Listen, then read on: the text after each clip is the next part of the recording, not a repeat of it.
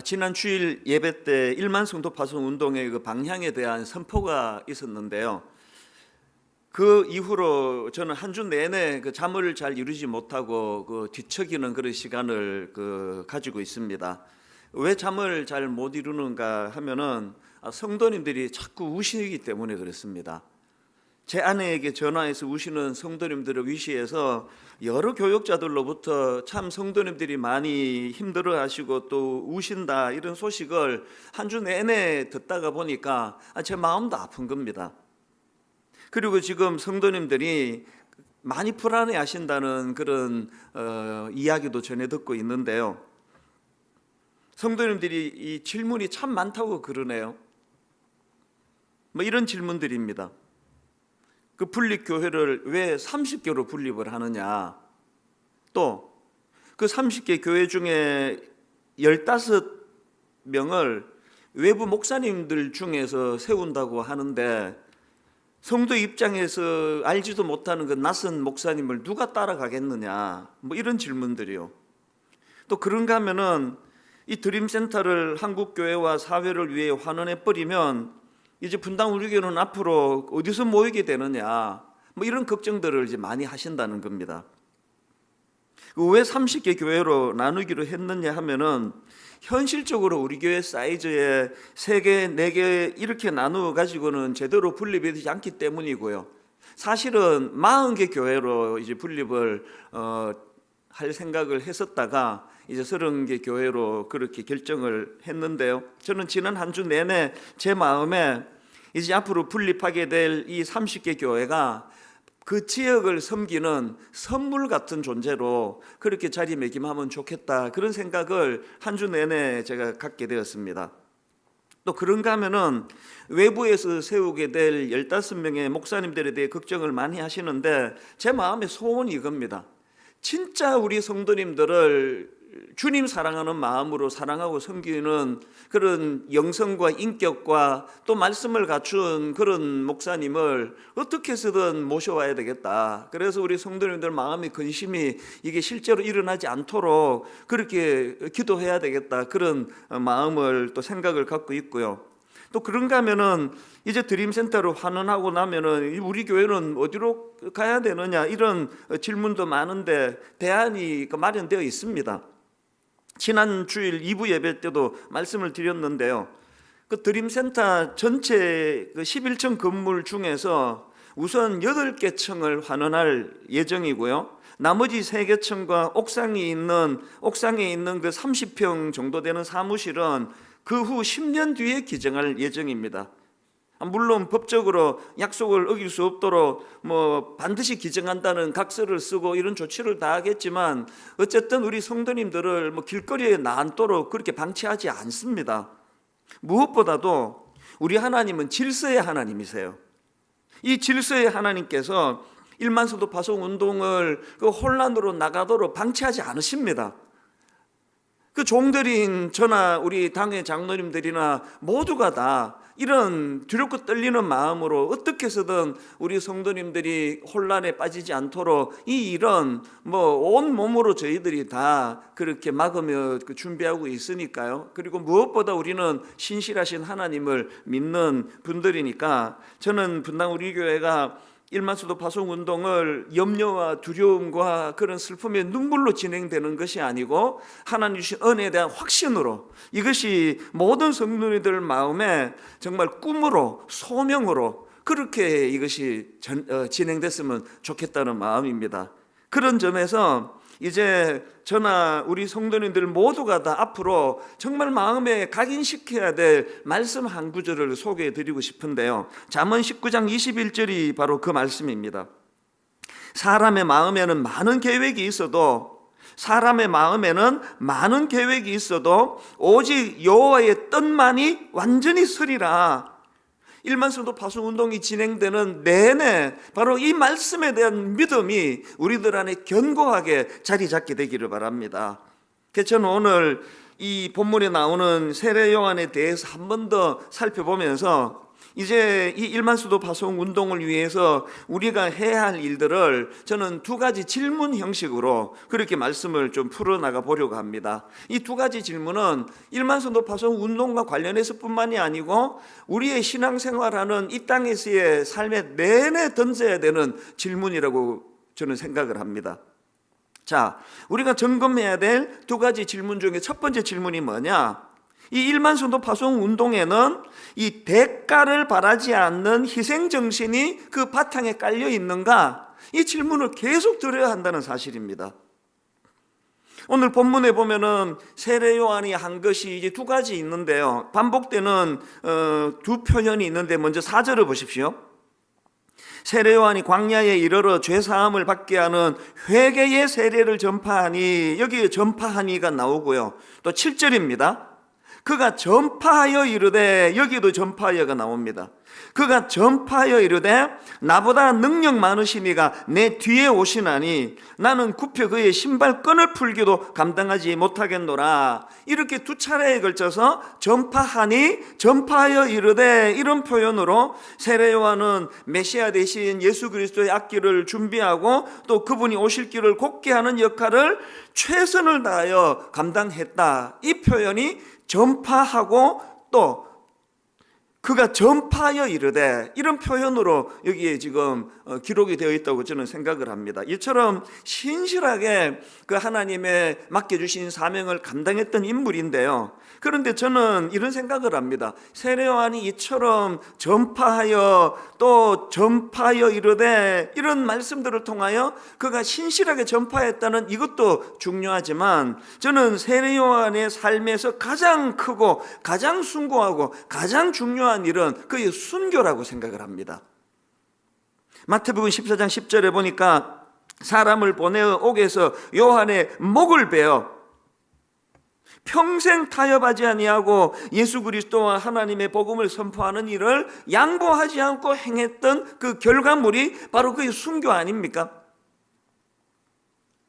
일만수도 파송 운동을 선포한 이후로 이 세례 요한의 순교가 제 삶에 큰 영향을 미쳤습니다. 예를 들면 이런 겁니다.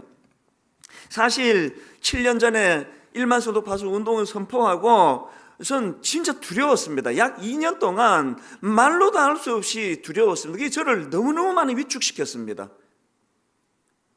생각이 경직이 되니까 아무 생각도 안 나더라고요. 왜 그렇게 두려웠느냐 하니까, 아무리 생각해도 일만수도 파송 운동이 이게 인간적으로 생각할 때 성공할 것 같지가 않은 겁니다.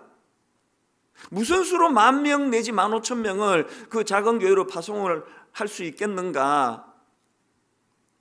저희가 이 드림센터 한 층을 그 인큐베이터 하는 그런 마음으로 온전하게 그 예배당, 또 주일학교 공간, 뭐 식당, 그 또 새가족 환영실, 그런 것들을 한 층을 다 구비해 가지고 그렇게 1년씩 분리 개척하는 일을 시도했는데도 불구하고 별로 따라가는 분들이 많지 않은데, 이 어떻게 10,000명에서 15,000명을 파송하는 일이 가능하겠는가, 이런 생각이 너무너무 저를 두렵게 만들었습니다.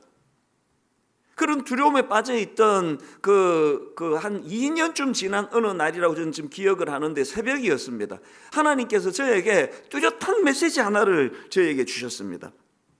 그 메시지가 뭐냐 하니까, 네가 신용이 아니라 진짜 진심으로 일만성도 파송 운동을 위하여 사력을 다했음에도 불구하고 그것이 결국은 잘 안 돼가지고, 그래서 네가 이제 네 평생에 사람들에게 비난을 당하고 어차피 되지도 않을 것 가지고 떠들고 다녔다고, 심지어는 저 사기꾼이라는 소리를 평생에 듣는 이런 일이 일어난다고 한다면 거기까지가 네가 감당해야 될 몫이다. 그날 새벽에 제가 참 많이 울었습니다. 하나님의 메시지가 뭡니까? 희생 없이는 이 일이 불가능하다는 거 아닙니까? 참 부끄럽지만요, 저는 그때까지 욕먹기 싫었거든요. 어떻게 해서든 이 일을 이루어내가지고 성공했다는 그래서 비난받는 그런 자리에 빠지지 않기를 원하니까 너무너무 경직이 되니까 아무 생각이 안 나는 겁니다. 그날 제가 하나님 앞에 약속을 했거든요. 눈물로 약속을 했습니다. 하나님, 내 평생에 일만서도 파송 운동이 잘 진행되지 않은 일로 인하여 죽을 때까지 제가 비난을 당하고 욕을 얻어먹는 일이 거기까지가 내 몫이라면 그것을 제가 피하지 않겠습니다. 그 2년이 지나가는 그 시점에서 제가 하나님께 약속을 드리고 발상의 전환이 뭡니까? 어떻게 해서든 나는 욕먹지 않는 요 어간 안에 이거를 잘 해야 되겠다는 생각에 사로잡혀 있었는데, 하나님은 세례 요한을 통하여 그의 전파하여 가로되라는 2번에 걸친 메시지보다 중요한 건 어떤 대가도 바라지 않는 순교하는 그 자리까지. 근데 여러분, 여기에 너무나 놀라운 기적 같은 일이 일어나는 겁니다. 그렇게 제가 하나님 말씀을 깨닫고 난 다음에 경직이 풀리니까요, 그때부터 막 너무나 생각하지 못했던 아이디어들이 막 떠오르기 시작하는 겁니다. 일만수도 파수 운동이 이게 뭐 안 될 수 없는 그런 놀라운 여러 가지 아이디어들을 막 떠오르게 해주시는 겁니다. 처음에 뭐 어떻게 30교회로 나눌 생각을 했겠습니까? 그리고 세례요한의 죽음을 보면서, 아니 목숨도 바치는데 이까지 단임 목사 자리, 분당 우리 단임 목사 자리, 이게 무슨 이게 붙잡아야 될 그것이겠냐고. 그래서 안 될 수가 없는 거 아닙니까? 일만수도 파수 운동이 아름답게 잘 이루어지거나 제가 기쁘게 이 자리를 떠나거나, 그래서 어떤 일도 혼란스럽게 일이 진행되지 않을 것이라는 확신을 주면서부터 제 마음에 평안이 찾아오는 것을 경험한 겁니다. 그럼 이런 질문이 가능하지 않겠습니까? 왜 그렇게까지 해야 하느냐고. 아니 왜 분당 우리 교회가 이렇게까지 이런 희생을 감수해야 되느냐고.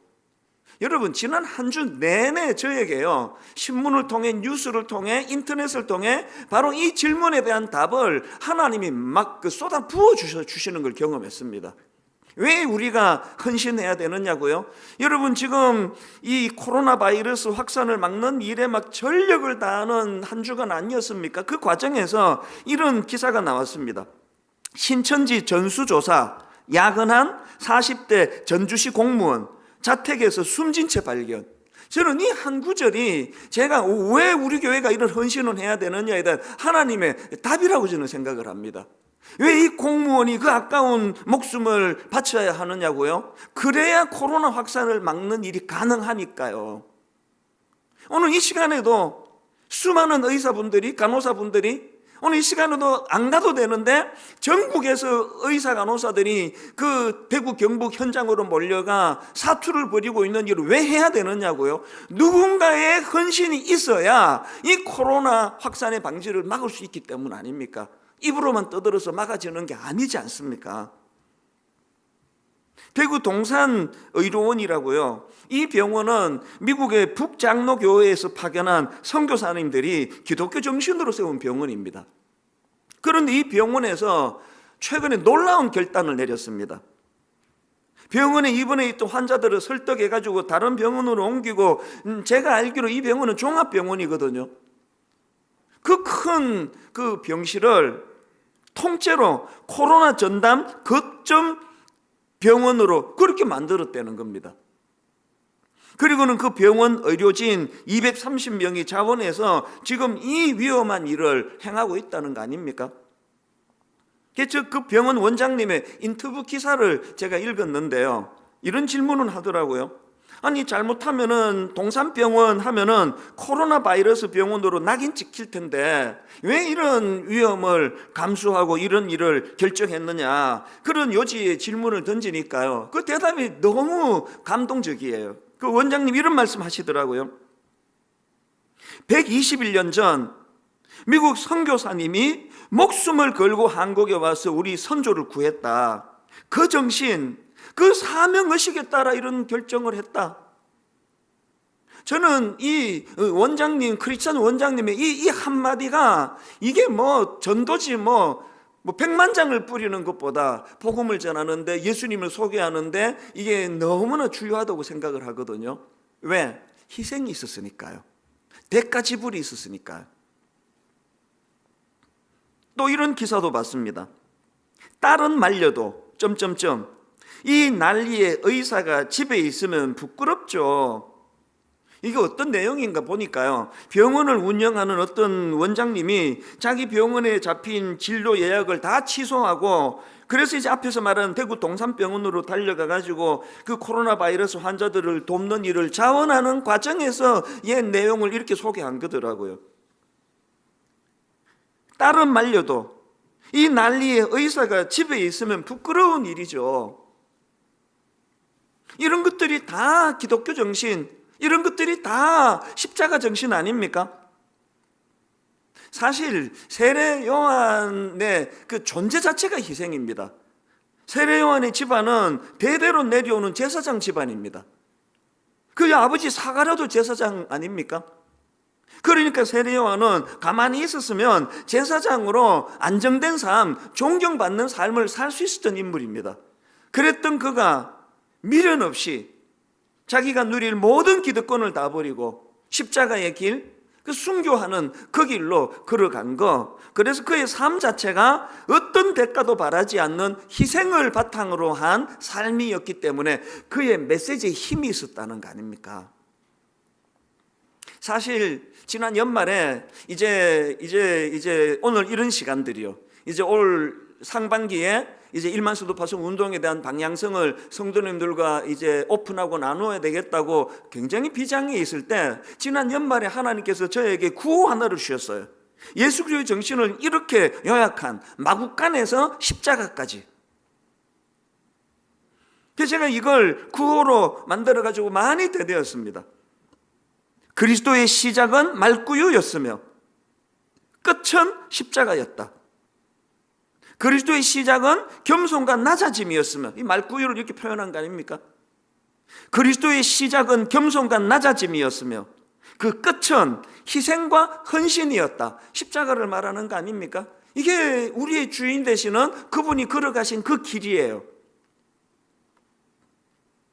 그래서 우리가 기억해야 될 게 뭐냐? 기독교는 희생의 종교입니다. 그리고 기독교는 이런 희생을 통해 부활의 영광을 맛보는 종교입니다. 죽는 신용만 하고 있으면 부활이 어떻게 일어나겠냐고요.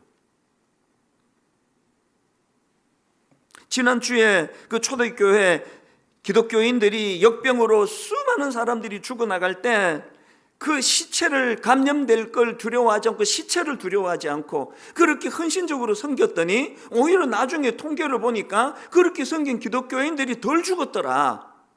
이게 복음의 정신 아닙니까? 이런 점에서 저는 오늘 한 가지 중요한 제안을 드리려고 하는데요.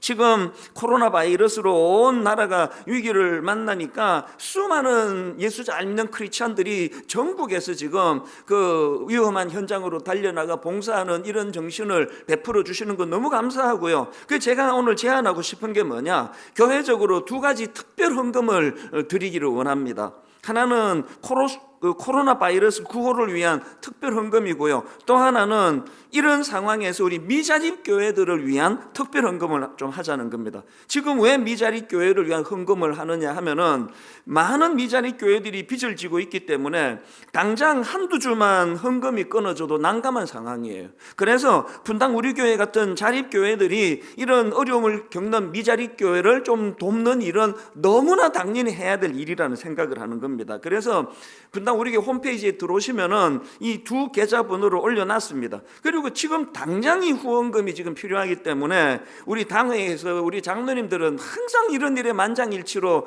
결의를 해주시는 게 얼마나 고마운지 모릅니다. 그래서 당장에 6억 원의 그 예산을 마련해서 이제 코로나 바이러스 기금으로 3억 원을 이제 이번 주 중에 이제 바로 보낼 거예요. 가장 적절한 곳으로 이제 필요한 물품을 구입하고 이런 일에 쓰일 수 있는 곳으로 이제 이번 주 중으로 3억 원을 보내고요. 그리고 또 3억 원은 미자립 교회를 위해서 이제 팀에서 의논이 되는 즉시 이제 바로 이것을 보낼 예정입니다. 그리고 이제 이후에 성도님들의 헌금이 이제 이 이상의 금액이 들어오면은 그 들어오는 금액을 계속적으로 이것들을 나누어 드릴 계획을 갖고 있습니다. 제가 간절히 부탁합니다. 인색하게 하지 마시기를 바랍니다. 모두가 다 우리가 희생하는 마음으로 큰 헌금들이 이루어져서 6억으로 그치는 게 아니라 10억으로, 15억으로, 20억으로 정말 우리 그리스도인들이 이럴 때 이 바이러스 확산을 막기 위하여 어떤 애를 썼는지를 우리 하나님 앞에 한번 보여드릴 때 이것이 복음을 증거하는 도구가 되고 재료가 될 줄로 믿습니다. 그런가 하면은 교회적으로도 이런 운동이 필요하지만 오늘 예배 드리시는 분들 가운데 상가를 갖고 계시는 분, 상가 임대료 깎아주기 운동에 좀 동참해 주시기를 눈물로 호소합니다. 그리고 또 아울러 전세금 올리지 않기 운동, 이런 것들이 전부 우리 크리스찬들이 주도해야 될 운동이라고 저는 믿습니다. 그런가 하면 이제 우리가 계속 점검해야 될 한 가지가 더 있는데요. 두 번째 질문이 뭐냐? 이것이 가능하도록, 이것이 뭡니까? 대가를 바라지 않는 희생정신을 구현하는 이 일이 가능하도록 내 안에서 자기 본능과의 싸움이 계속되고 있는가? 이 질문을 계속 던지셔야 됩니다. 마태복음 11장에 보면은 세례 요한이 예수님을 오해하는 대목이 나옵니다. 11장 2절과 3절입니다. 요한이 옥에서 그리스도께서 하신 일을 듣고 제자들을 보내어 예수께 여짜오되 오실 그이가 당신이오니까 우리가 다른 일을 기다리오리까. 여기 보면은 세례 요한도 메시아에 대한 이해를 정확하게 하지 못했다는 걸 알 수가 있는 거 아닙니까? 그래서 사람을 보내가지고 예수님께 이런 질문을 던지는 걸 볼 수 있는데요. 저는 이런 세례 요한의 모습을 보면서 안도하는 게 뭡니까? 그도 하나님의 지도가 필요한, 하나님의 은혜가 필요한, 우리와 똑같은 성정을 가진 나약한 한 인간에 불과하다는 걸 확인할 수 있는 거 아닙니까? 그럼 이런 질문이 가능하겠죠. 아니, 우리와 똑같이 연약한 인간에 불과했던, 우리와 똑같이 그 본능에 의해서 움직일 수밖에 없는 그런 본능을 가진 인간 세례 요한인데 그는 어떻게 이렇게 한치의 오차도 없이 하나님의 뜻을 구현해내는 거룩한 삶을 살 수 있게 되었는가? 이 질문에 대한 답을 저는 누가복음 13장 24절에서 찾습니다. 여러분 잘 아시는 말씀입니다. 좁은 문으로 들어가기를 힘쓰라. 내가 너희에게 이르노니 들어가기를 구하여도 못하는 자가 많으니라. 제가 주목하는 건요, 여기 나오는 좁은 문으로 들어가기를 힘쓰라 할 때 힘쓰라는 단어예요. 이 힘쓰라는 단어는 헬라어로 투쟁하다, 싸우다 이런 뜻을 가진 단어예요. 우리는 다 본능을 가진 인간입니다. 내버려두면 큰 길 가고 싶은 거 아닙니까? 내버려두면 박수 받는 길, 내버려두면 인정받는 길로 가고 싶은 거 아닙니까? 그렇기 때문에 내 본능과 투쟁해야 되는 거예요. 싸워야 되는 겁니다. 사도 바울이 로마서 7장에서 처절하게 고백하는 거 아닙니까? 투쟁하되 싸우되 로마서 8장에서의 그 우리를 사랑하시는 하나님의 예수 그리스도의 그 사랑에 대한 확신을 가지고 내 본능과 싸워야 된다는 겁니다. 마태복음 16장 24절을 묵상하면 됩니다. 이에 예수께서 제자들에게 이르시되 누구든지 나를 따라오려거든 자기를 부인하고 자기 십자가를 지고 나를 따를 것이니라. 어느 교수님의 설명을 들어보니까 여기 나오는 자기를 부인하고라는 이 말의 의미는 자기 욕심을 앞세우지 않고 하나님의 뜻을 먼저 구하는 하나님 중심적인 삶의 태도를 말한다. 이게 참 와닿았습니다. 막 그냥 내 혈기로 십자가 지는 거 아니에요. 정말 주님이 원하시는 내 몫의 십자가를 감당하기 위해서는 자기 욕심을 앞세우지 않고 하나님의 뜻을 먼저 구하고 그런 하나님 중심적인 삶의 태도를 회복해야 되는 것, 이 질문을 계속해야 된다는 거 아닙니까? 그래서 갈라디아 5장 24절 그리스도 예수의 사람들은 육체와 함께 그 정욕과 탐심을 십자가에 못 박았느니라.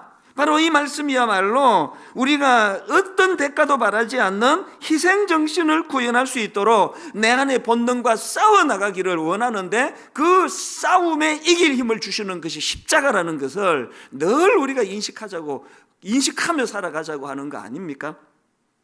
그런데 여기서 한 가지요.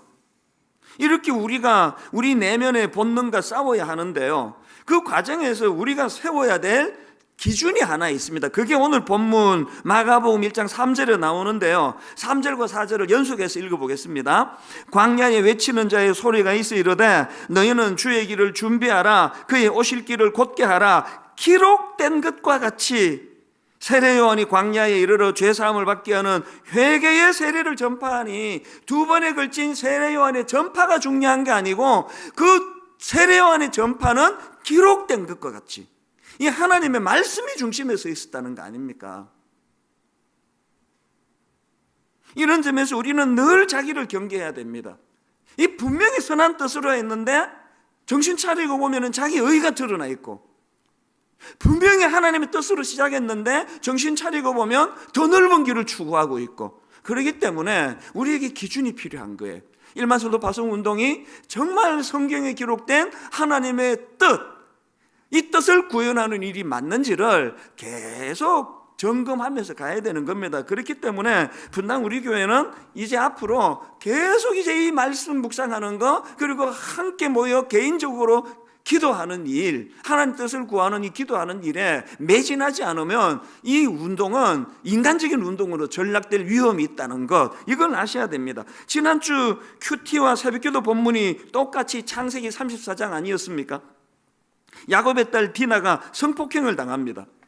이런 일이 일어나니까 야곱의 아들들이 자기 누이 디나에 대한 대복수극을 벌이는데요, 그 과정에서 야곱의 아들들이 저지르는 잘못이 뭔가 하면은 자기들이 그 복수극을 위해 가지고 하나님의 약속의 표시인 거룩한 할례를 악용한다는 것입니다. 이 무슨 말씀인가 하면은 그 누이 디나를 성폭행한 세겜이 인간적으로 그 디나에게 반한 거예요. 그래서 이제 자기 아버지를 통해 가지고 디나와 결혼하고 싶다는 그런 의향을 비치는데요. 그랬더니 복수심에 사로잡힌 그 야곱의 아들들이 뭘 제안하는가 하니까 할례를 받으면 그렇게 하겠다. 할례가 요즘으로 치면은 이 포경 수술 아닙니까? 그렇게 그 장정들 힘을 못 쓰게 만들어 놓고는, 그리고는 그 성의 남자들을 몰살시키는 짓을 저지릅니다. 야곱의 그 아들들이 저지른 치명적인 잘못이 뭡니까? 하나님의 약속의 표시인 할례를 자신들의 복수를 위해 가지고 속이고 살인하는 도구로 악용하는 이런 엄청난 짓을, 나쁜 짓을 저지른 거 아닙니까? 그리고 창세기 34장에 보면은 그들은 그런 못된 짓을 저지르고도 끝까지 회개하지 않습니다. 지난 새벽 기도회 인도하는 그 목사님이요, 이 부분을 설명하면서 마지막에 던진 그 한마디가 내 마음에 각인이 돼서 계속 지난 한 주 동안에 울림이 됐습니다. 뭐라고 마지막에 설교하시는가 하니까 이렇게 말하더라고요. 이런 내용이 나오는 창세기 34장에서 특이한 것은 하나님이라는 단어가 한 번도 나오지 않더라는 겁니다. 그러면서 하는 말이, 창세기 34장에 나오는 이 사건의 비극은 하나님 없는 종교 생활이 가져다 준 비극이라는 겁니다. 두려웠습니다. 하나님 없는 일만성도 파송 운동, 하나님의 뜻이 별로 중요하지 않게 진행되는 일만성도 파송 운동은 비극입니다. 그래서 저는 오늘 또 중요한 한 가지를 더 선포하기를 원하는데요, 이제 내일 월요일부터 특별 새벽 기도회를 가지려고 합니다. 제목이 위기의 때에 드리는 21일 기도회, 이렇습니다. 제목 그대로 이제 내일부터 21일 동안 3주 동안에 매일 3차례에 걸쳐서 이제 같은 내용을 3번에 걸쳐 이제 송출을 할 예정인데요, 매일 새벽 5시 20분 새벽 기도 시간에, 그리고 오전 10시에, 그리고 저녁 8시, 직장인들을 위해 저녁 8시에 이제 전 성도님들이 가족과 함께 말씀과 기도하는 일에 전념하도록 특별 새벽 기도회를 제가 선포합니다.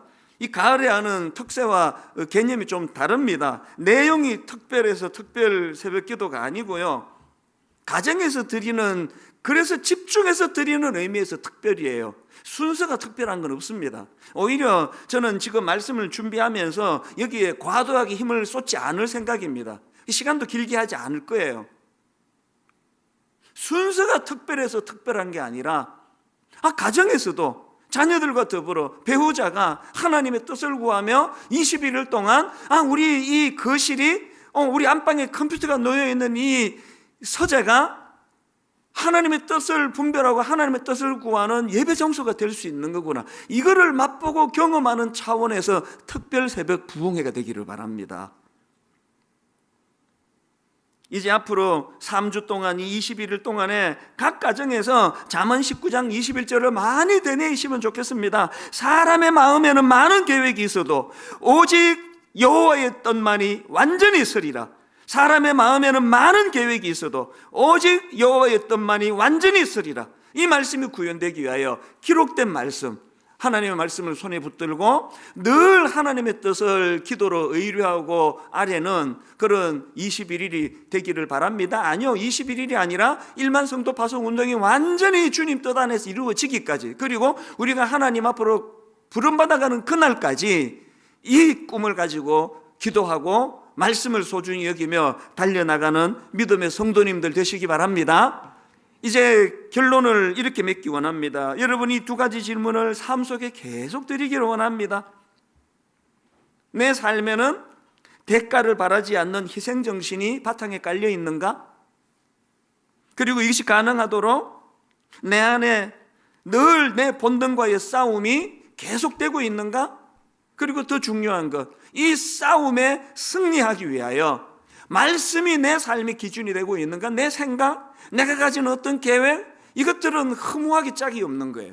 늘 말씀이 내 삶의 중심에 서 있도록, 무엇보다 중요한 것, 너무나 우리를 사랑하셔서 우리를 혼란의 자리에 빠뜨리지 아니하실 그 신실하신 하나님을 신뢰하고 의지하면서 그분이 주시는 힘으로, 그래서 오늘 여러분들하고 이 찬양을 함께 부르기를 원합니다. 오직 주의 사랑에 매여, 오직 주의 사랑에 매여, 그리고 주의 임재 안에 갇혀 내 영 기뻐 주님을 노래하기 원합니다.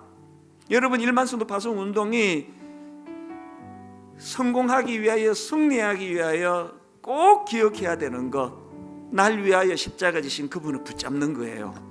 그분을 더 사랑하는 겁니다. 우리가 1만 성도 파송 운동으로 정들었던 이 교회를 떠나야 되는 유일한 이유가 있다면 그 주님을 사랑하기 때문입니다.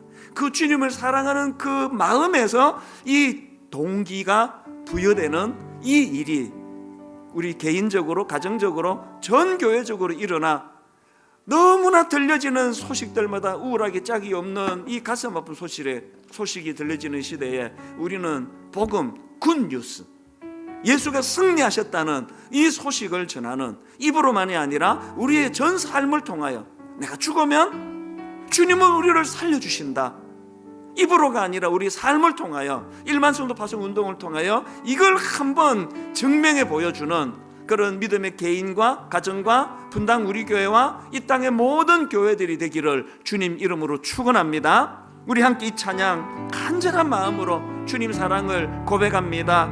오직 주의 사랑에 매여 내 영 기뻐 노래합니다. 이 소망의 언덕, 기쁨의 땅에서 주께 사랑 드립니다. 오직 주의 임재 안에 갇혀 내 영 기뻐 찬양합니다. 각 가정마다 드려지는 그 현장마다 이 소명의 언덕, 거룩한 땅에서 주께 경배 드립니다. 그 은혜에 대한 감격, 주께서 주신 모든 은혜,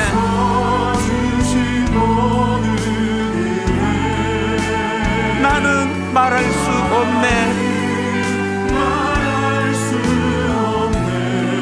내 영혼 즐거이 주 따르렵니다.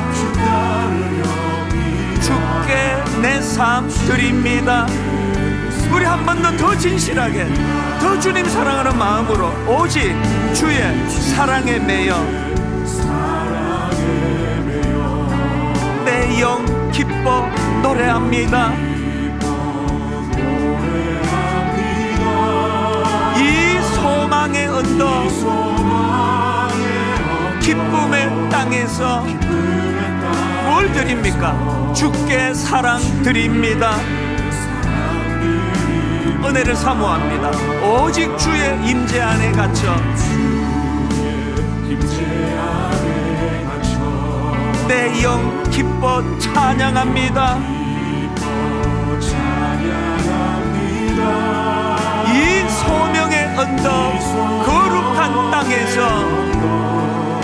각 가정 그 기도 예배 현장에서 주께 경배 드립니다. 이 은혜의 감격, 주께서 주신 모든 은혜,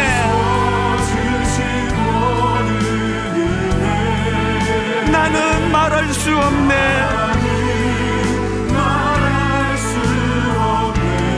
내 영혼 즐거이 주 따르렵니다. 주께 내 삶 드립니다. 주께서 주신 모든 은혜,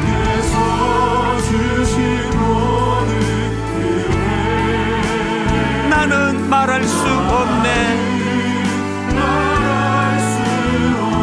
내 영혼 즐거이 주 따르렵니다. 즐거이 주 따르렵니다. 주께 내 삶 드립니다. 내가 믿고 또 의지하며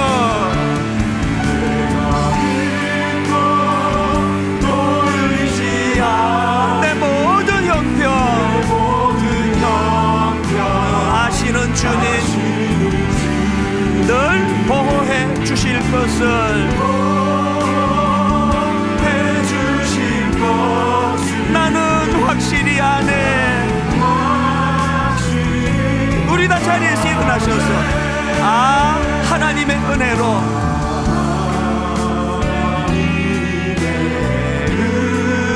이 쓸데없는 자 왜 구속하여 주는지 난 알 수 없도다. 주는지 난 알 수 없. 그러나 내가 아는 한 가지, 내가 믿고 또 의지하며 내 모든 형편 아시는 주님, 늘 보호해 주실 것을 나는 확실히 아네. 왜 내게 굳센 믿음과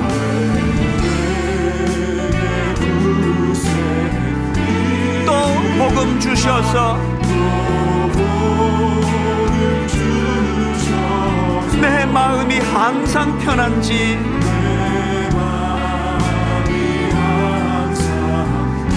난 알 수 없도다. 그러나 내가 아는 한 가지, 내가 믿고 또 의지하며 내 모든 형편 아시는 주님, 늘 보호해 주실 것을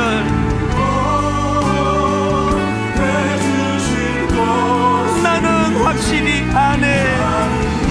우리 마지막으로 한 번 더 전심을 다하여 고백합니다. 내가 믿고 또 의지하며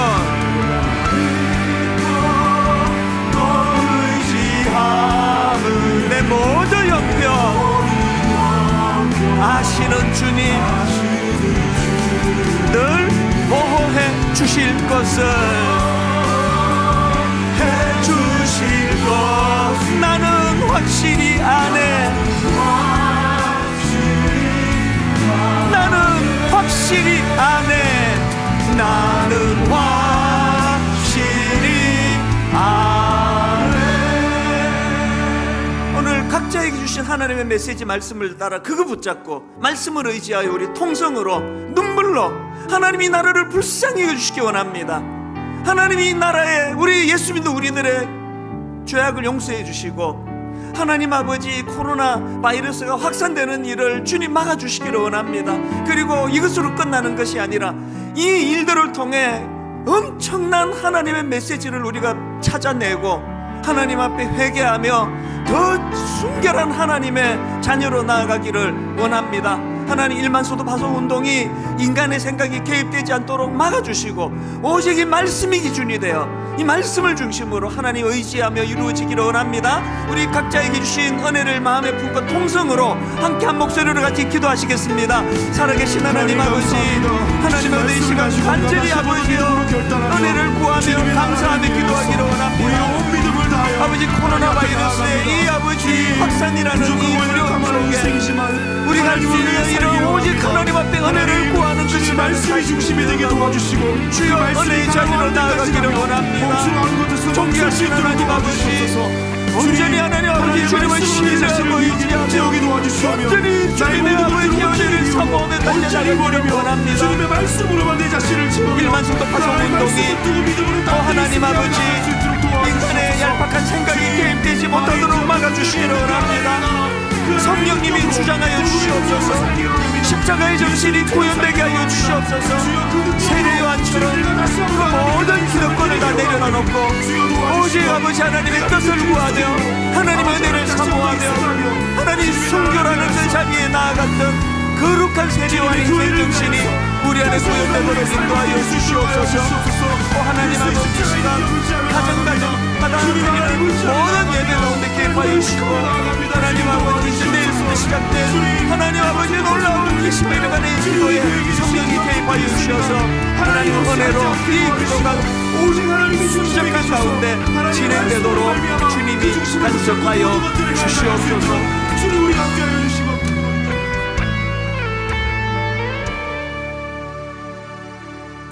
하나님 아버지, 예배당 문을 닫아야 되고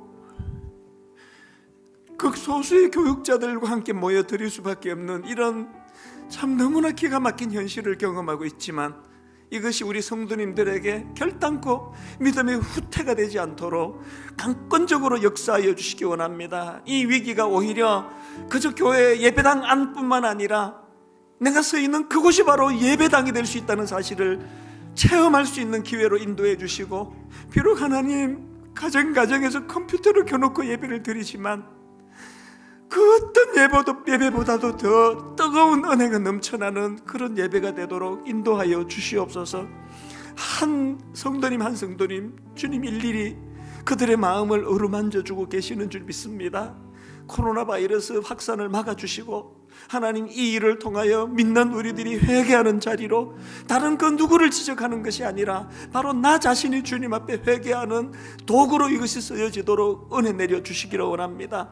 하나님, 일만수도 파송운동 얄팍한 인간의 생각으로 진행되지 않도록 막아주시기를 원합니다. 세례요한처럼 모든 기득권을 다 내려놓고 결국은 순교하는 자리로 나아갔던 그 믿음의 어른들의 모습을 본받으면서 하나님, 입으로만 전하는 복음이 아니라 내가 희생하면, 내가 죽으면 주님은 나를 부활시켜 주신다는 이 확신을 우리의 삶을 통하여, 그래서 하나님 그저 죽는 신용이 아니라 온전히 죽어지는, 주를 위하여 죽는 이 시대와 민족을 위하여, 어려움을 겪는 한국교회를 위하여 우리가 희생하고 죽는 그 결단이 우리 교회 안에 일어나게 하여 주시옵소서. 그리고 주님이 어떻게 살려주시는가를 하나님 목도하고 감격하는 그런 하나님 아름다운 은혜의 과정으로 일만성도 파송운동을 인도하여 주시옵소서.